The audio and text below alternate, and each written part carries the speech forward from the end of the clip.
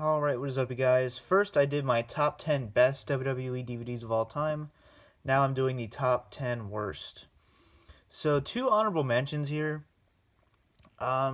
These two I don't have on the actual list, mainly because you knew they were gonna suck. You know, what are you gonna expect out of the Biggest Knuckleheads DVD? This list is for DVDs that actually tried, or tried to make it look like they were at least trying. So these two, they're just worthless. So that's really the reason I put these here. They're just two worthless DVDs, so two honorable mentions. Alright, so number 10, The Most Powerful Families in Wrestling. This is a 2-disc set. To me, this one's just a wasted opportunity. I give it some leeway here. It covers the families, but I think you should have made this a 3 or 4-disc set and really go dig deep into it like the True Giants DVD did, where you have each family and you have a mini documentary on each one that's an actual substantial, like 20 minutes or something like that. So 2 discs, to me, this is just a wasted opportunity. Plus, it's not that appealing of a DVD. Like, it really isn't.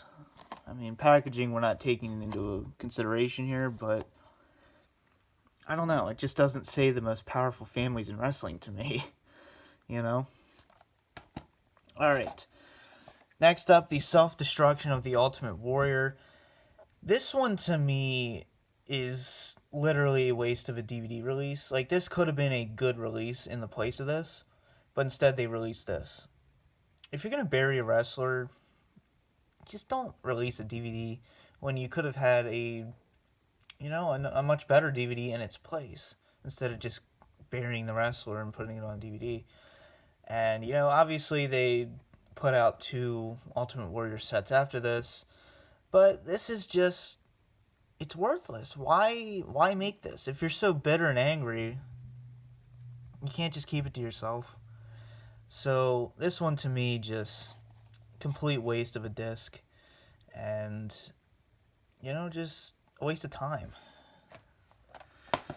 Alright, next up, Batista, the Animal Unleashed. The reason I'm putting this one is because of the documentary, which I believe is under 40 minutes. You can see. We already had our great Batista documentary, I'll Walk Alone, but to have this one with a 7-hour runtime, it's mainly just a match compilation. That's the way I look at it.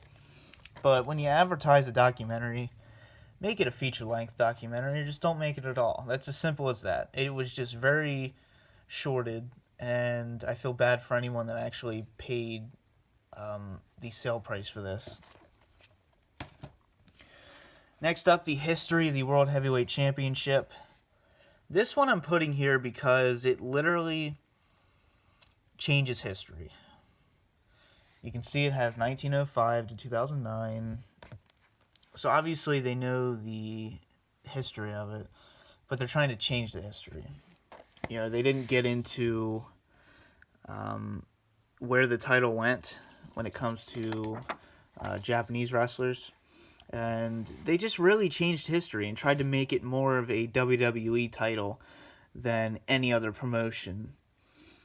So when you're going to lie on a DVD, that's when I'm just like, alright, fuck that. It's just, to me, this just complete just bullshit.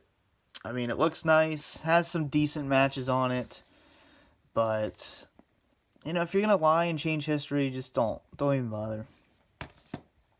Alright, next up, our newest one, 30 Years of Survivor Series. This is such a disappointment. I was so looking forward to this release in 2017, the 30th anniversary of Survivor Series. So looking forward to it, and basically it counts down, I think they count down, the top 30 moments, but when you have The Undertaker's, they have The Undertaker's debut on here. You can see it says From the Grave, number 23. That to me is a complete. It's hard. That's unfathomable for me. it makes me speechless that you would put The Undertaker's debut at number 23.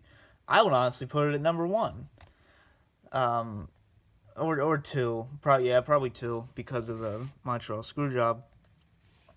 But this set also ignores completely the years, 2003 to 2008. It skips the entire Ruthless Aggression era, except for one in 2002.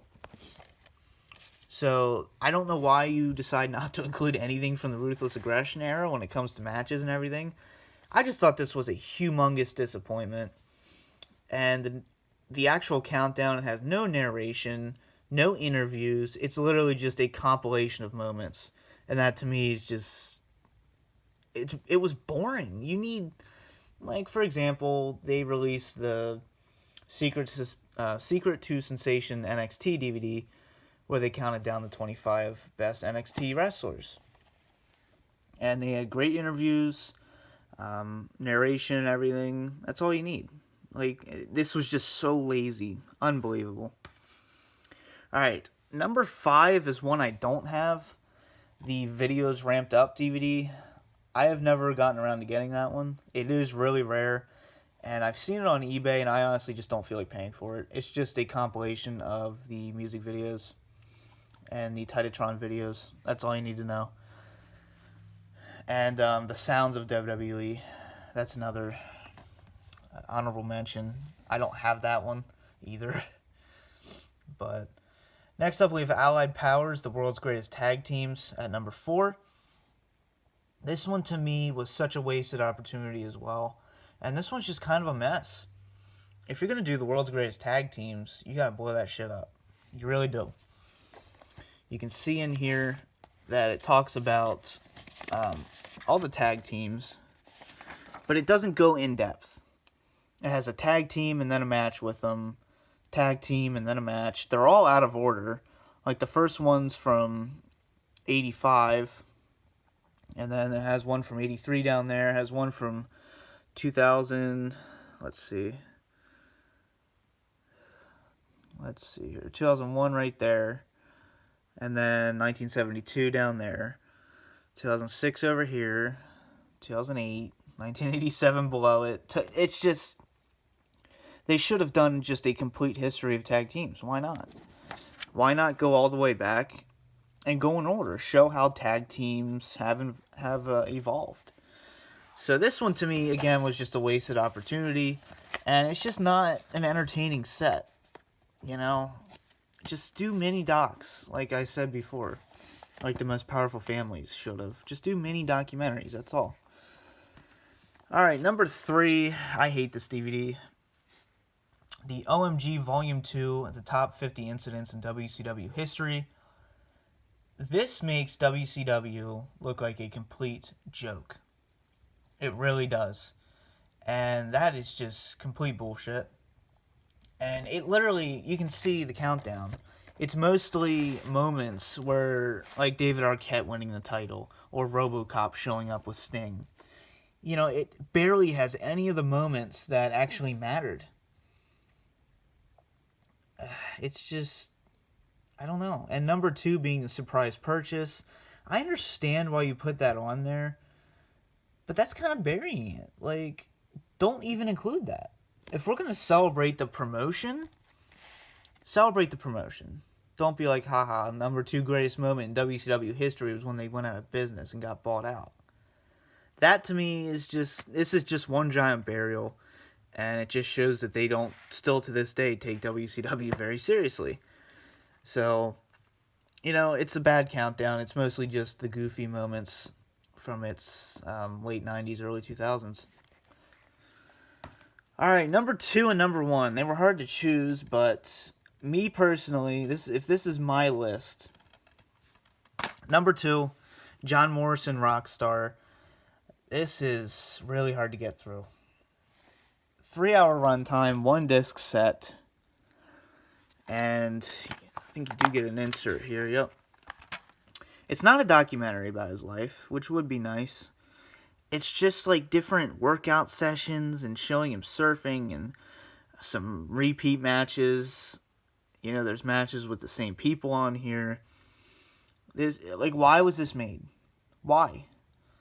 Why? Make this a nice 2 or 3 disc set. Put a documentary on there.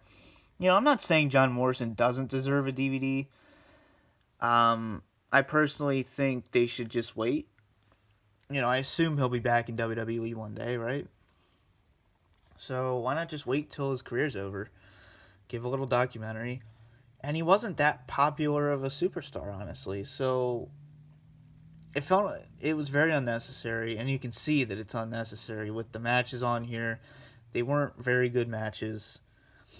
I think the best match on here is John Morrison and Rey Mysterio, honestly. Yeah, probably. So, like I said, good luck getting through that one. And number 1, the worst WWE DVD of all time. Yeah, the top 50 superstars of all time. Or the top 50 superstars, in Vince McMahon's opinion, of all time.